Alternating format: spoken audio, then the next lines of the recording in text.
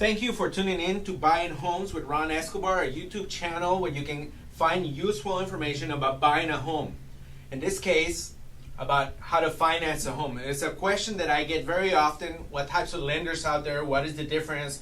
Why can I go with my lender? So I thought very appropriate that I invite a very good friend of mine, Jerry Fernandez, who's a senior manager with Crossland Capital, to come over and talk to us about specifically those particular topics. Jerry, how are you? Good. Ron, thanks for having me. It's a pleasure. So we need to tell our audience about mortgages. We, as I understand it, and correct me if I'm wrong, or tune in at any time, we have brokers, bankers, and a retail bank. There's I'm sure a lot more, but those are three of the main types of lenders we have, right? That's correct. So we have a mortgage broker. What is the difference between each one of these? A mortgage broker, a banker, and a retail bank? All right, sounds good. So a mortgage broker will originate a loan. In their office, more than likely, they will process the loan, and then they will give it to a third-party company, a lender, to underwrite, doc, and fund that transaction. So they originate it, then they give up the control of that for someone else to fund that loan.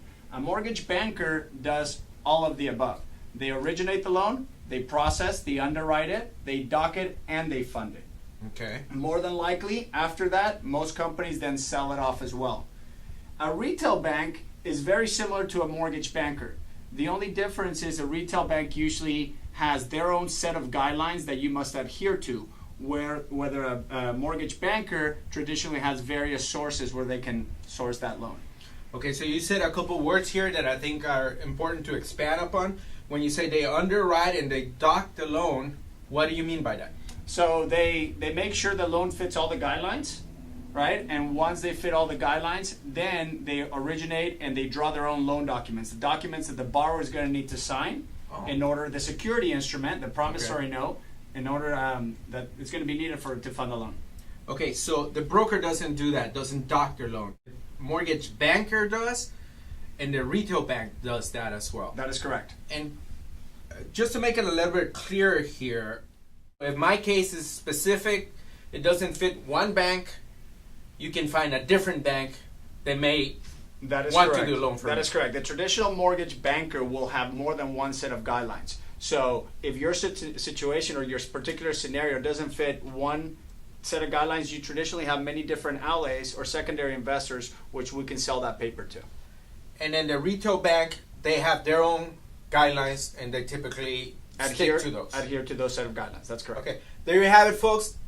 The mystery has been misspelled here. What is the difference between a mortgage broker, a banker, and a retail bank? I'm not telling you which one is better than the other one. We're just telling you the facts. Situations are different for every buyer. Situations are different for every transaction.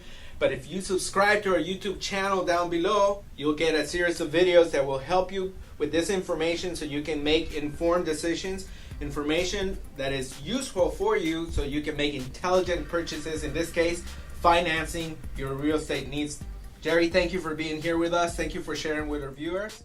It's a pleasure. Thank you so much. Good luck, everybody. We'll see you on the next one.